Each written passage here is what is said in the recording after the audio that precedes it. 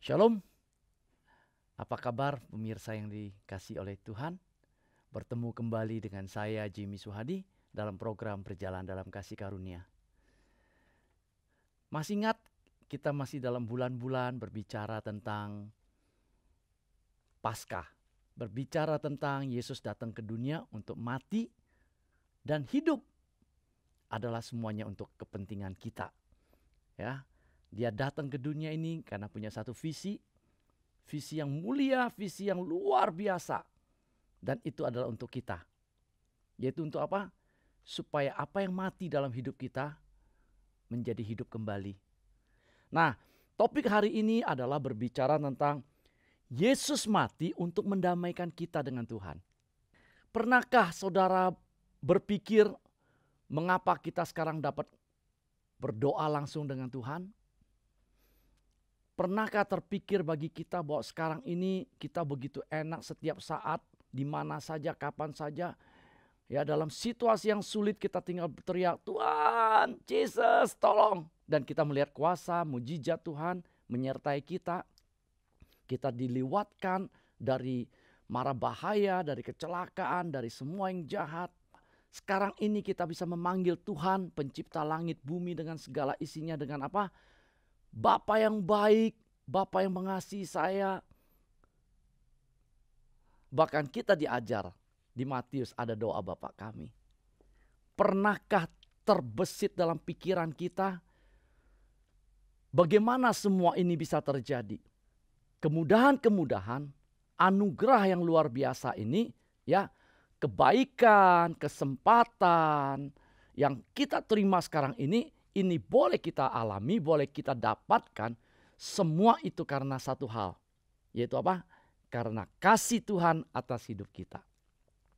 Dan kasih itu inisiatifnya dari atas, diturunkan kepada kita. Manusia yang tadinya berdosa, status manusia yang berdosa. Dan ini semua dipulihkan.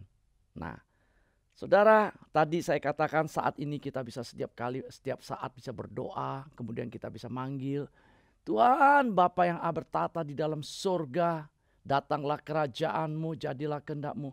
Semua itu bisa terjadi karena apa? Karena Yesus mati untuk kita. Dia mati buat saudara. Mungkin saudara nanya, loh apa hubungannya kematian Yesus dengan saat ini kita bisa manggil Bapa, kita bisa berdoa secara langsung? Apa hubungannya? Baik, itu sebabnya hari ini kita mau belajar lebih dalam lagi sehingga kita boleh mensyukuri, berterima kasih sungguh-sungguh kepada Tuhan, menghormati pengorbanan Yesus di kayu salib. Betapa dia sudah berkorban dengan luar biasa buat kita. Jadi kita nggak menganggap Paskah ini begitu saja. Kita tidak menganggap bahwa seolah-olah ini, ya ini memang hak saya. No, tidak. Kita nggak bisa mengatakan demikian. Semua karena adalah hasil perbuatan Yesus di kayu salib. Berkorban mati di kayu salib sehingga kita bisa menerima anugerah yang besar ini saat ini. Coba kita lihat hubungannya ya saudara, kita pelajari. Di Alkitab dengan jelas dikatakan ya di Kejadian 3, pada waktu Adam dan Hawa jatuh di dalam dosa, maka dikatakan ya mereka kemudian diusir dari Taman Eden. Dengan pengertian diusir dari Taman Eden, maka terputuslah hubungan antara manusia pencipta dengan ciptaannya, yaitu Tuhan dengan manusia. Terputus yang diakibatkan oleh dosa. Nah, dosa ini menghambat segalanya. Dosa ini yang membuat kekacauan yang terjadi sehingga yang tadinya hubungan yang begitu baik antara pencipta dengan ciptaannya, kalau kita baca di dalam Kejadian 3 saudara, bahwa Adam dan Hawa bisa bercanda dengan Allah. Bisa ngobrol, bisa ketawa, bisa bermain, bersenda gurau dengan Tuhan penciptanya. Ada hubungan yang begitu dekat. Tetapi karena dosa mengakibatkan terputusnya hubungan ini. Atau dengan kata lain saya ibaratkan adalah ya ada sambungan kabel antara manusia dengan Tuhan. Ada satu kabel yang menyambung sehingga kita bisa kapan saja dulu mengangkat ini. Bahkan waktu itu mungkin video call langsung ya hubungannya. Tetapi karena ada keputusnya hubungan kabel penyambung itu, maka putuslah hubungan itu. Dan saudara, kita baca di Perjanjian Lama, manusia tidak bisa lagi langsung berbicara dengan Tuhan. Setiap kali manusia ingin datang kepada Tuhan, harus melalui perantara, yaitu para imam. Demikian juga sebaliknya, saudara. Kalau Tuhan ingin menyampaikan sesuatu kepada umatnya, kepada ciptaannya, Tuhan tidak langsung. Tetapi melalui perantaran para malaikat. Atau Tuhan berbicara langsung kepada para nabi. Baru para nabi atau imam menyampaikan itu kepada manusia. Peraturan demi peraturan atau hal-hal apapun itu disampaikan kepada manusia melalui perantara. Jadi sekali lagi, karena dosa, hubungan yang intim yang baik itu antara manusia dengan Tuhan terputus. Pada zaman Perjanjian Lama, di mana manusia di Perjanjian Lama tidak bisa langsung apa-apa bisa berhubungan dengan Tuhan. Bahkan kalau mereka berbuat salah, mereka tidak bisa langsung dengan Tuhan.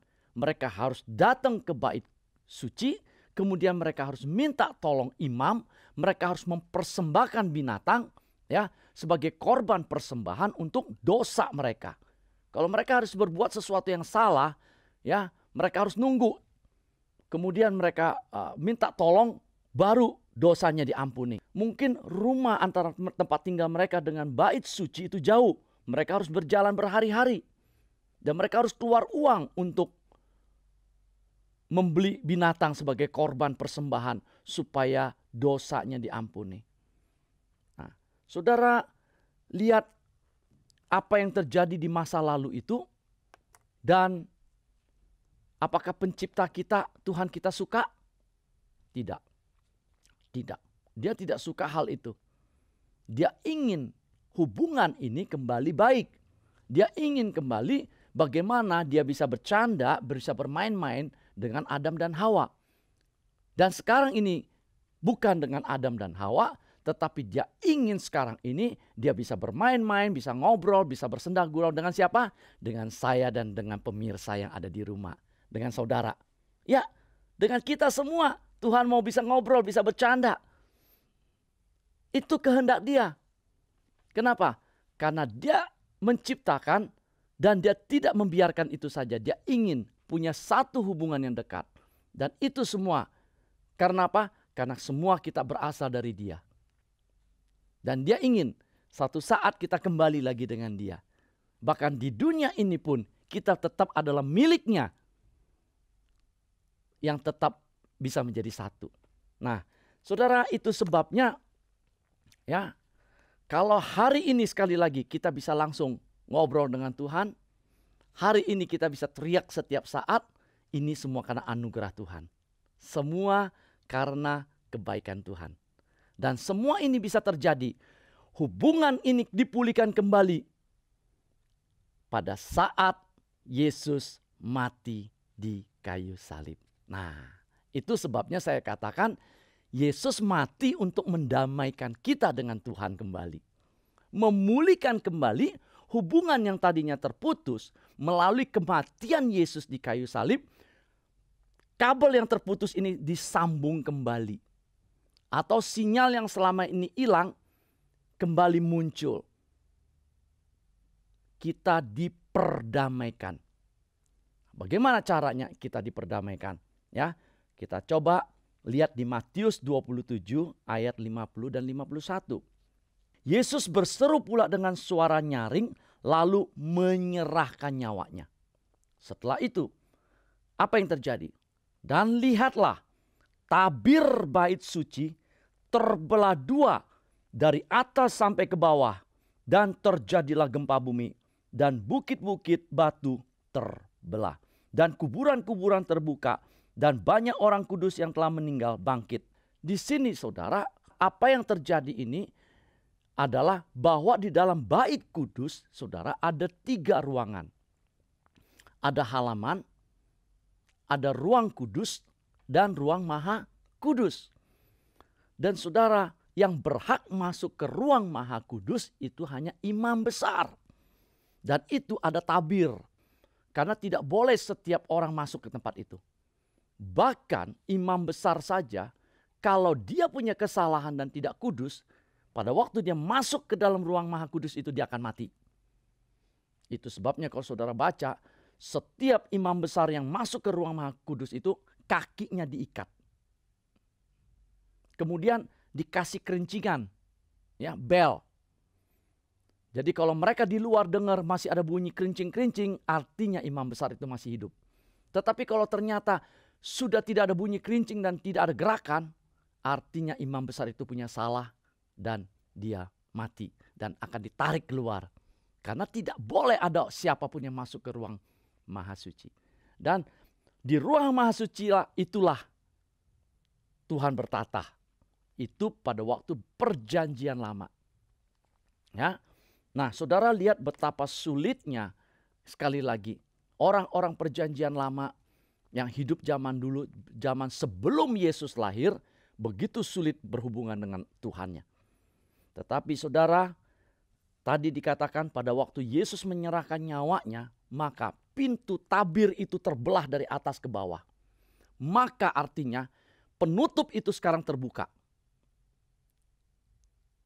Dengan kata lain, ya, ruang maha suci itu juga terbuka sekarang bagi semua orang. Sehingga setiap orang dapat langsung datang kepada pencipta. Nah, saudara lihat apa yang Yesus kerjakan. Jadi saat ini saya dalam situasi menghadapi persoalan masalah dan saya perlu pertolongan Tuhan dan saya katakan, Jesus, Tuhan tolong. Itu semua karena pekerjaan Yesus di kayu salib. Karena Yesus sudah menyelesaikannya, tabir itu sudah terbuka, saya bisa langsung. Kalau saat ini saya bilang, Bapak yang baik, terima kasih Tuhan, Engkau luar biasa, Engkau dahsyat. Itu kenapa?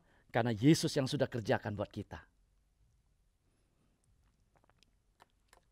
Coba kita lihat apa yang dikatakan di Ibrani 10 ayat 1 dan 2. Ya, bagaimana korban itu harus dipersembahkan dan bagaimana arti korban itu.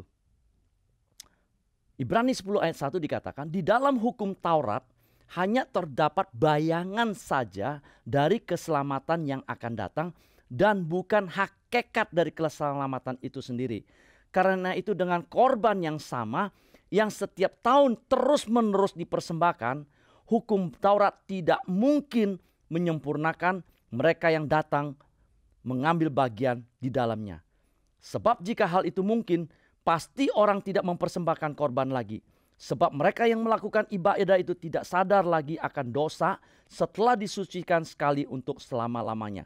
Tetapi justru oleh korban-korban itu, setiap tahun orang diperingatkan akan adanya dosa. Nah, saudara lihat, ya, karena mereka terus-menerus harus mempersembahkan korban, maka mereka selalu diingatkan, engkau orang berdosa, dan engkau orang berdosa. Sebaliknya saudara, nanti kita lihat pengorbanan Yesus.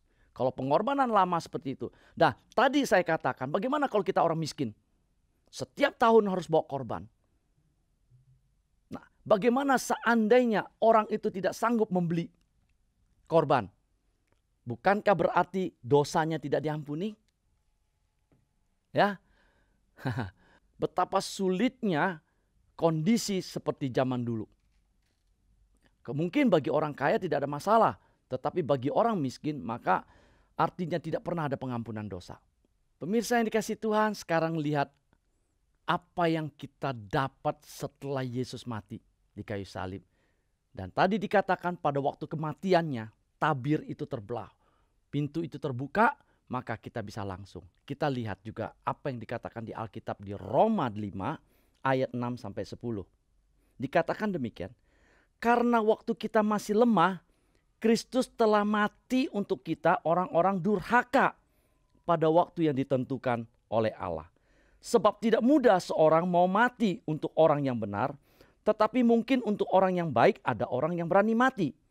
Akan tetapi Allah menunjukkan kasih-Nya kepada saudara dan saya oleh karena Kristus telah mati untuk kita. Bahwa Yesus mati di kayu salib. Ya, ketika kita masih berdosa. Dan ini berita bagusnya lagi adalah lebih-lebih karena sekarang kita telah dibenarkan oleh darahnya, kita pasti akan diselamatkan dari murka Allah. Sebab jikalau kita ketika masih seteru diperdamaikan dengan Allah oleh kematian anaknya, lebih-lebih kita yang sekarang telah diperdamaikan pasti akan diselamatkan oleh hidupnya. Nah, saudara lihat, dikatakan pada waktu tabir itu terbelah, manusia bisa langsung berhubungan dengan Tuhan, artinya didamaikan kembali. Ya, pada waktu itu adalah status kita, status manusia masih berdosa. Dengar baik-baik.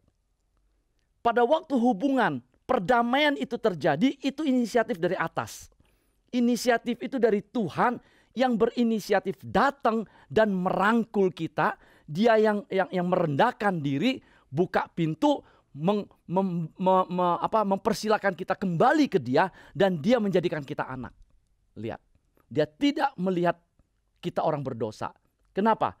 Karena justru orang berdosa diselamatkan oleh darah Yesus tadi dikatakan.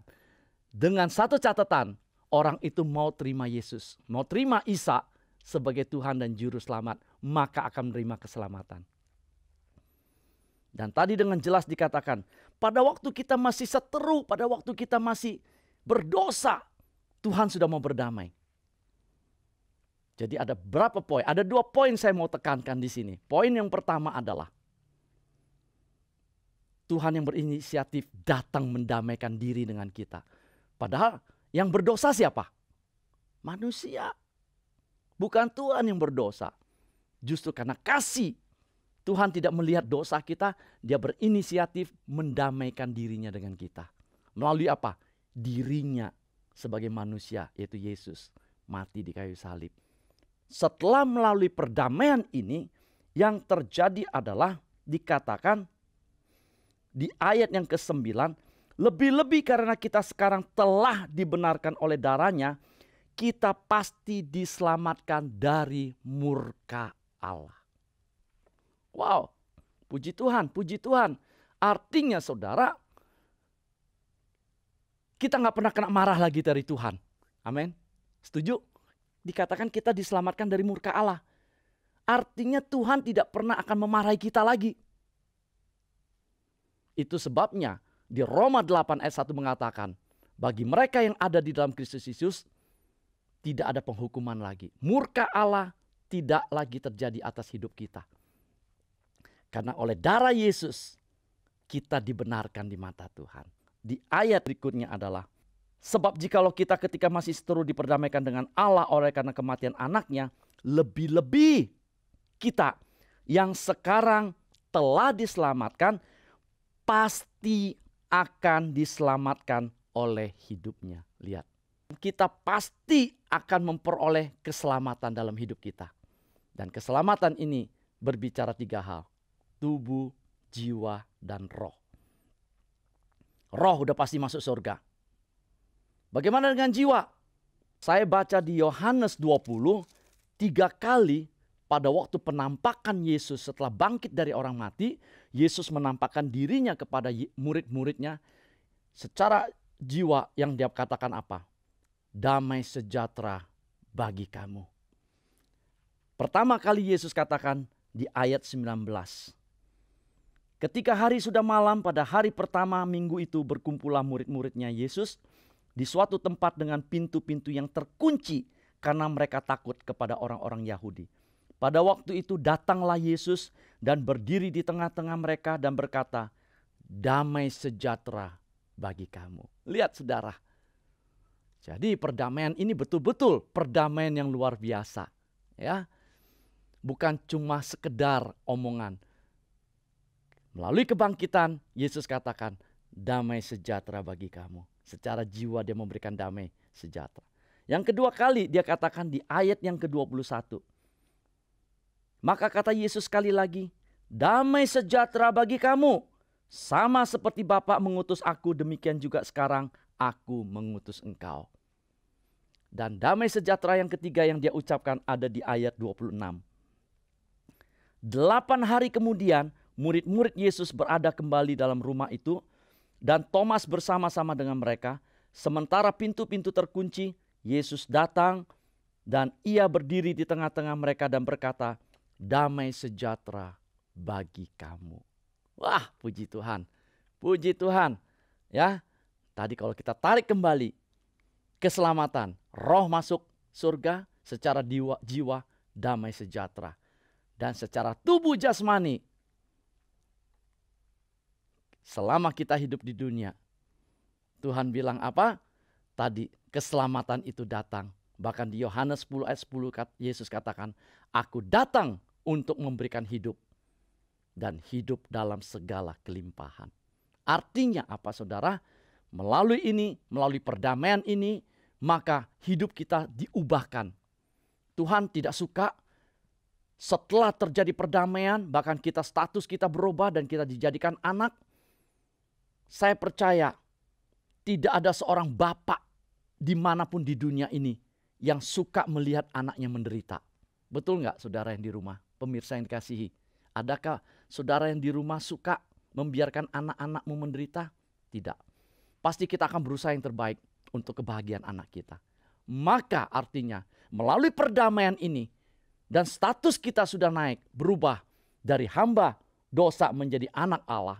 Maka juga berarti juga dalam hal ini ya, kehidupan kita di dunia ini pasti dipelihara dengan baik. Pemirsa yang sangat dikasihi Tuhan, adakah damai sejahtera dalam hatimu? Pemirsa yang dikasihi, apakah hatimu zaman sekarang bilang galau, lagi kacau? Hatimu sedang bingung, hatimu sedang stres menghadapi kondisi, keadaan yang, tekanan yang saya tidak tahu apa. Dan memang ini pekerjaan iblis di akhir zaman, menekan manusia sehingga hilang damai sejahtera itu. Kalau saudara seperti pada posisi itu, maka dengar, kita baru saja dengar, baru saja kita mendapatkan, diingatkan kembali bahwa Yesus mati untuk mendamaikan kita. Dan Yesus mati, kemudian bangkit dan dia katakan damai sejahtera bagi kamu. Dia ingin memberikan damai sejahtera itu menguasai kita. Menguasai hidup kita, kita hidup dalam sukacita, kita hidup dalam tenang. Kenapa? Karena ada Tuhan di dalam hidup kita. Karena ada penolong di dalam hidup kita. Karena ada Yesus yang maha kuasa tinggal bersama kita dan tidak pernah tinggalkan kita. Nah saudara, sekali lagi dikatakan tadi, sudah diperdamaikan. Bahkan pada waktu manusia berdosa sudah didamaikan. Apalagi sekarang kita yang adalah anak-anak Allah. Pasti akan dipelihara, diberkati, dilindungi, dijaga, dijauhkan dari mara bahaya, dari segala yang tidak baik. Dan pasti akan diberikan yang terbaik bagi anak-anaknya. Nah saudara, saya mau berdoa bagi yang kehilangan damai sejahtera, yang kehilangan putus asa. Percayalah, pada waktu saudara sungguh-sungguh percaya, mujizat terjadi. Saudara percaya, pemirsa, saudara mau, mari kita berdoa. Tuhan, terima kasih buat kebenaran firman yang saya dengar sekarang ini. Saya percaya Tuhan Yesus, Engkau mati bukan sekedar mati, tapi Engkau mati untuk menghubungkan saya, menyambung, mendamaikan saya dengan Tuhan. Melalui darah-Mu saat ini Tuhan, saya percaya hubungan saya dengan Tuhan disambung kembali. Dan terima kasih saya boleh berdoa langsung, saya boleh memanggil Engkau ya Bapa. Dan puji syukur buat damai sejahtera, buat pertolongan penyertaan-Mu yang luar biasa itu. Dalam nama Yesus saya menerima semuanya. Amin. Baik saudara yang dikasihi Tuhan, saya harap melalui episode ini kita belajar satu hal lagi. Ya, yaitu apa? Saudara dan saya adalah orang-orang yang dikasihi. Melalui apa? Pengorbanan Yesus di kayu salib. Kasih karunia, anugerah yang melimpah itu beserta dengan kita pada saat kita mau percaya dan menjadikan Dia Tuhan dalam kehidupan kita. Amin. Oke, saudara, kalau masih ada yang mau bertanya, boleh menghubungi saya melalui email atau SMS di bawah ini. Terima kasih bersama saya Jimmy Suhadi dalam program Berjalan dalam Kasih Karunia. Shalom.